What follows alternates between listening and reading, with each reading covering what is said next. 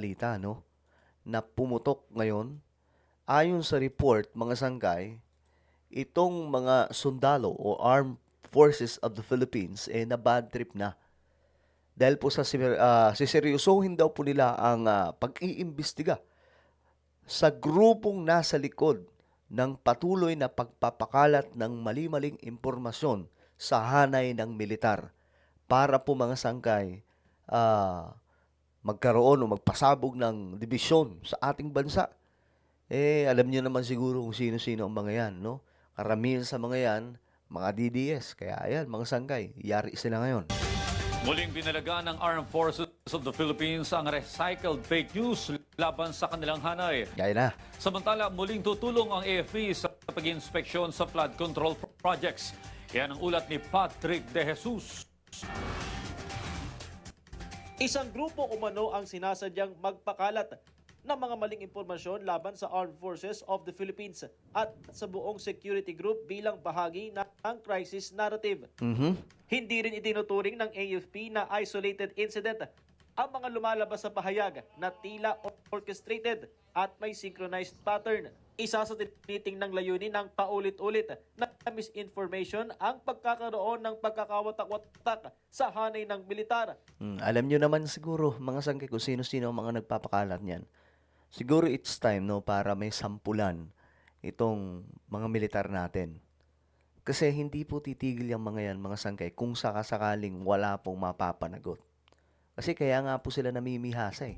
Kasi wala pong hindi po sila siniseryoso. Kumbaga, ang ginagawa lamang po ng Armed Forces of the Philippines, every time po na nakakakita mga sangkay ng mga impormasyon o di kaya mga video, mga recycled na may mga ginagawa po silang kunwari ito yung statement ng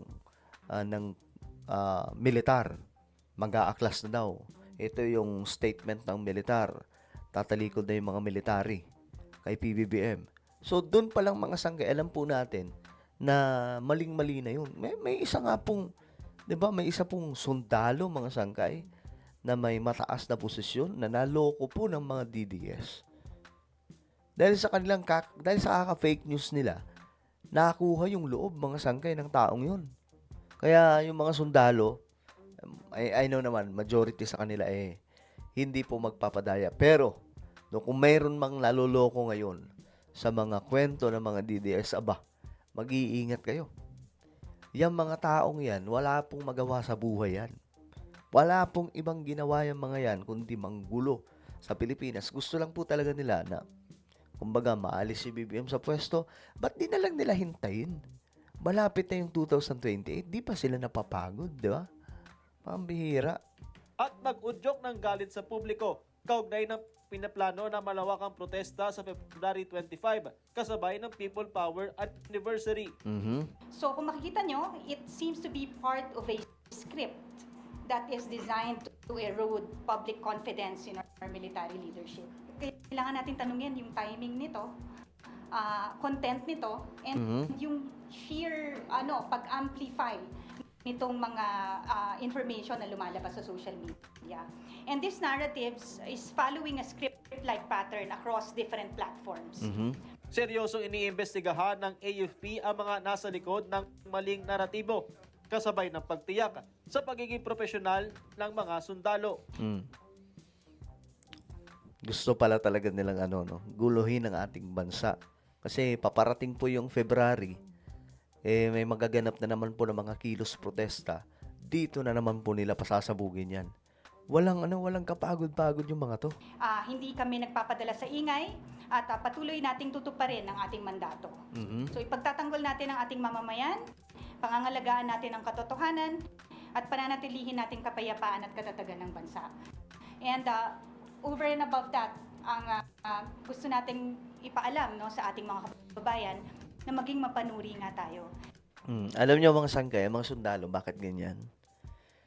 Ayaw na nila makilahok sa kahit anong, like for example, kudita, mga sangkay. Napanood ko nga po yung statement ng isa sa mga opisyal ng mga sundalo.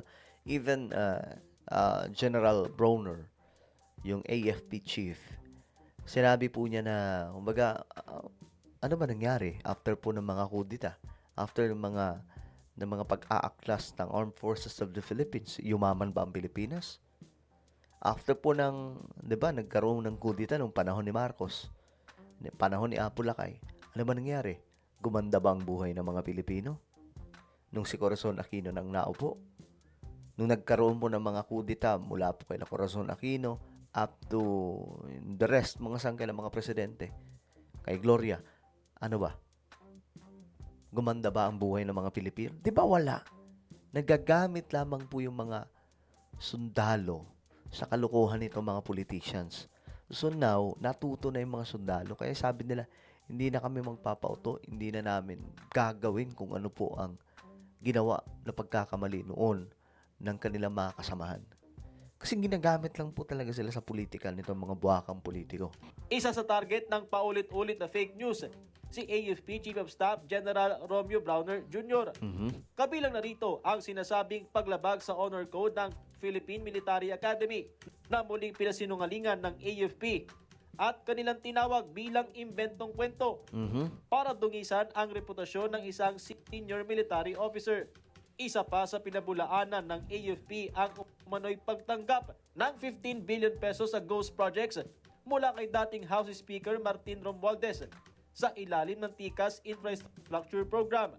Gaya ng mga nauna ng paglilinaw, iginiit ng AFP na wala silang hinahawakang pondo para sa TICAS projects dahil ang Department of Public Works and Highways o DPWH ang nangasiwa rito.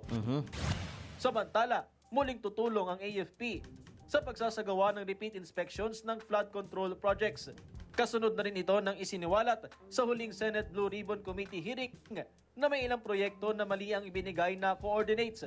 Magiging katuwang sa muling pagsasagawa ng inspeksyon ang DPWH bilang bahagi ang AFP ng Technical Working Group ng Independent Commission for Infrastructure o ICI.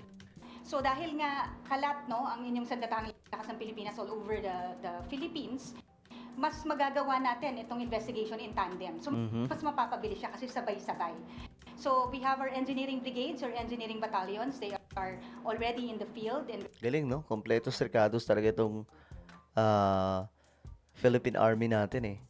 Meron sila mga engineer, meron po sila mga doktor, mga nurse, mga sangkay na sundalo, no?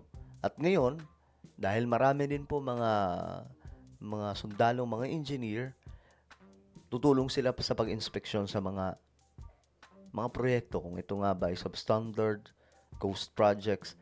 Alam niyo mga sangkay, ngayon lang po ito nangyari, sa totoo lang. Kasi noon, wala naman pong ganito na ini-inspeksyon. Kasi nga po, tinatakpan yung corruption. Eh, sa panahon ni BBM talagang kahit kakampi Ito yung si Bong Revilla, di ba? Kakampi po yun. Ano nangyari? Ayun, kulong. ground units and they have the capabilities. So we assist in geotagging, no, na ito bang coordinates talagang tugma doon sa area. And of course, kasama din tayo dyan to determine yung percentage of completion. Patrick De Jesus. Ayan, mga sanggay. So, tutulong ang AFP sa paghahanap nitong mga proyekto. Pero ayan na nga po mga sangkay, seryoso daw po ang, ito, babala po sa mga gumagawa ng fake news. Lalong-lalo na po sa mga DDS kasi sila lang naman mga sangkay yung gumagawa niyan, no? Na gusto nga po nila i-destabilize yung ating government using or making fake news, creating fake news against the armed forces of the Philippines. Kasi kung hindi kakalas ang mga sundalo laban sa gobyerno, kahit anong sigaw nila, walang mangyayari. Eh, ito din po ang nakikita natin ngayon. Parang walang pakialam po yung mga sundalo sa mga ginagawa nitong mga anti-government. Kaya ngayon, mga sangkay, so, hindi kumakampi sa kanila. Hindi umaayon sa mga DDS, yung, kumbaga, suporta ng mga sundalo. Eh, guluhin na lang nila. Ginugulo na lang nila yung mga sundalo ngayon. Pero, ang problema, kapag dinampot na po sila isa-isa, yari. Sasabihin na naman nila, labag na naman sa, iniipit na naman sila, pinapahirapan na naman sila ni Marcos Jr. Eh, kasalanan din naman nila eh. Brigador, wala kang kawala.